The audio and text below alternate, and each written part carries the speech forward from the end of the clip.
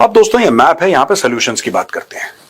इसका यानी कि मोहम्मद यूनुस का ये कहना है कि जो सेवन सिस्टर स्टेट्स है ना, सेवन सिस्टर्स, ये जो सेवन सिस्टर्स हैं ये लैंडलॉक्ड हैं, ये आइसोलेटेड हैं, they do not have direct access to the सी।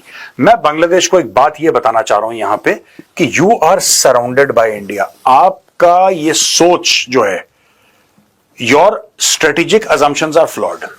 ये मैं मोहम्मद यूनुस को, देखिए ये पढ़ा लिखा होगा, इसको नोबेल प्राइज मिला होगा, लेकिन मुझे लगता है कि इसकी जियो स्ट्रेटेजिक सेंस बहुत ज्यादा कमजोर है।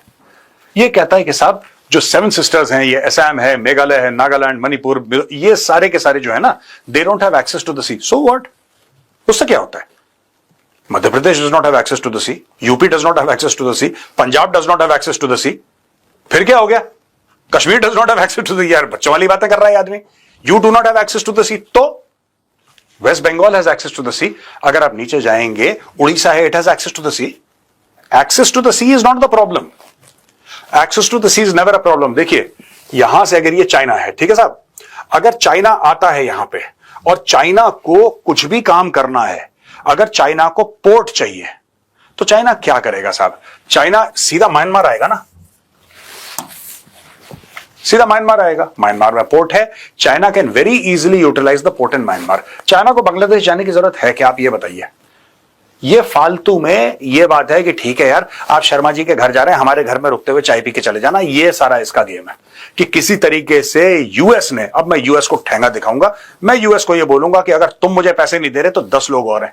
दोस्तों मैं आपको एक छोटी सी बात और बताता हूं। जब जॉइंट स्टेटमेंट आया था मोहम्मद यूनुस और शी जिनपिंग का, और पूरा मतलब बांग्लादेश चाइना का joint statement, they spoke about a lot of things. ये सिर्फ इसका फितूरी दिमाग है कि ये कर दो, ये कर दो, ऐसा कर दो, यहां पे तुम यहां से आ जाओगे। सब चाइना वाइना ने नहीं बोला, चाइना ने बोला ही नहीं, ये सब इसके दिमाग है। चाइना ने तो बोला कि हाँ आपका जो लिटरेचर है उसको हम मैंडरिन में कन्वर्ट कर देंगे, या मैंडरिन वाला आप इसमें बंगाली में कन्वर्ट कर देना, जो बांग्ला आपकी स्क्रिप्ट है उसमें कन्वर्ट कर देना।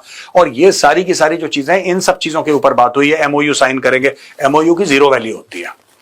Memorandum of understanding has got a zero value, it's just an understanding between two parties. वो पूरी हो ना हो, यानी कि it can not be taken to court, it is not a binding agreement, it's not an agreement, it's just an MOU. ठीक है ना? कई सारे अरबों डॉलर के एमओयू साइन होते हैं which never see the light of day, so let's not gate to excited. अब मैं आपको एक बात बताता हूं दोस्तों, देखिए साफ सीधी बात है, ठीक है? यही बंदा था जिसने बोला कि साहब आईएसआई को लेकर जाओ, और दोस्तों ये जो है ना,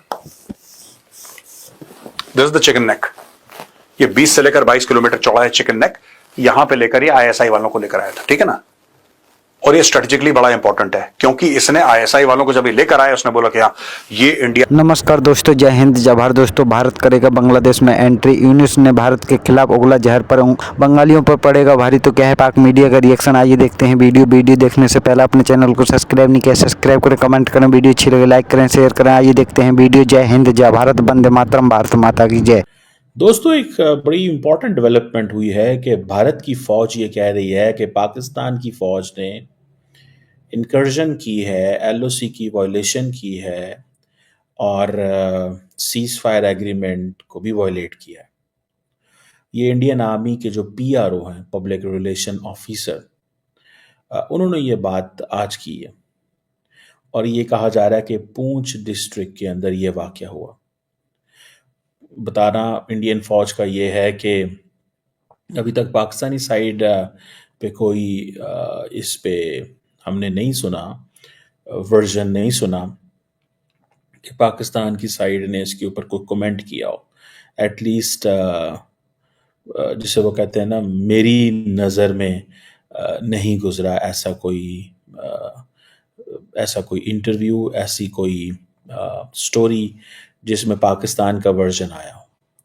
बहरहाल ये इंडियन वर्जन ये है कि पाकिस्तान साइड ने जो है वो एक ये इंट्रूजन की है, अनप्रोवोक्ड फायरिंग की है, सीज फायर की वायलेशन की है, ये बात उन्होंने की है।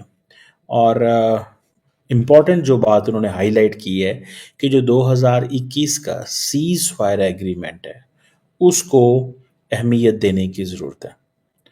और उन्होंने ये भी कहा कि 2021 में दोनों मुल्कों की फ़ौजों के दरमियान जो director general military operations level पे इस तरह की चीज़ हुई है। और ये समझ लें कि 2021 में जिन लोगों को नहीं पता उनको बताता चलूँ कि भारत और पाकिस्तान के दरमियान 2021 में एक सीज़ फायर एग्रीमेंट हुआ था और वो आप समझ लें कि तब से पड़ा क्योंकि इंडियन आर्मी थोड़ा दूर से फायरिंग कर रही है और फायरिंग का यहां से चलाने की आवाज थी या गिरने की आवाज थी, कौन बताएगा? तो ये कोई नहीं था। But then circumstantial evidences do tell. Circumstantial evidence क्या होता है? वो ये कि पाकिस्तानी आर्मी कहीं पे कोशिश कर रही है कि अब ध्यान बटाया जाए, और क्योंकि बलूचिस्तान इस समय अख्तर मेंगल की भी अपनी एक वो चल रही है, एक मूवमेंट चल रही है, या बोलिए कि उसका एक मार्च चल रहा है अख्तर मेंगल साहब का, और बलूचिस्तान की जो लीडर हैं मेहरंग बलूच, वो गायब हैं। उन्होंने कल एक लेटर निकाला है। उसके साथ साथ BLAB या BRAS जैसे बोलते हैं, वो भी अपने कुछ वीडियोस निकाल रही है। ईद खत्म हो चुकी है, हमले BLA के और TTP के शुरू हो रहे हैं। तो ऐसे में पाकिस्तानी आर्मी बहुत सारी चीजें झेल रही थी। पाकिस्तानी आर्मी को डाइवर्ट करने का तरीका लगता है, गारंटी मैं नहीं दे सकता कि यही हो रहा, ऐसा लगता है कि ये हो रहा, प्रतीत होता दिखता है।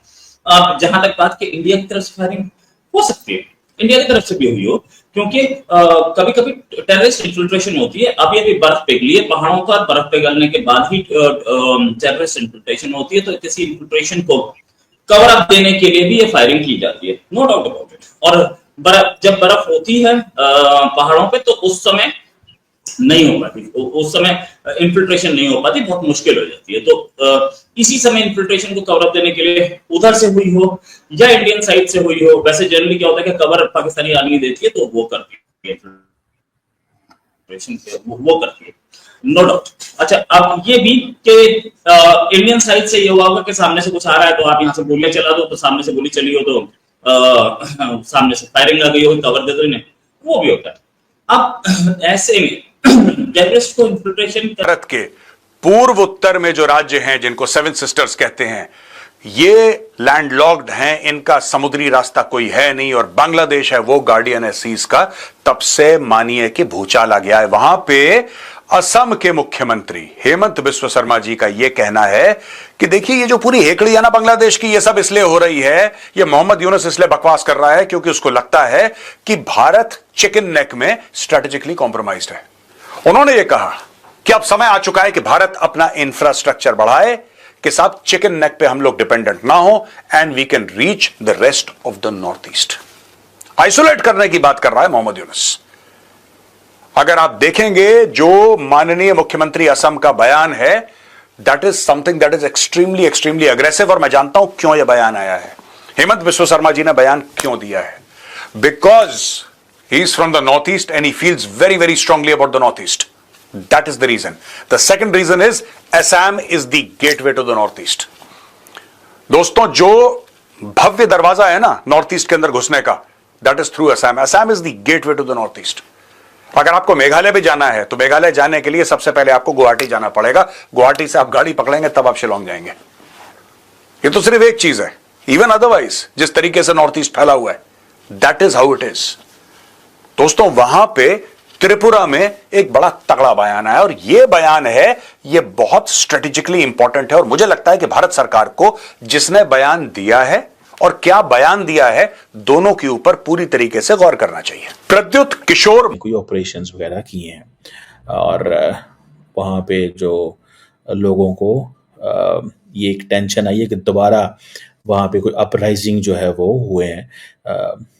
इंडियन पुलिस और इंडियन फौज जो है, उन्होंने मिल के कुछ ऑपरेशन जो है पिछले महीने की 27 मार्च को किए हैं।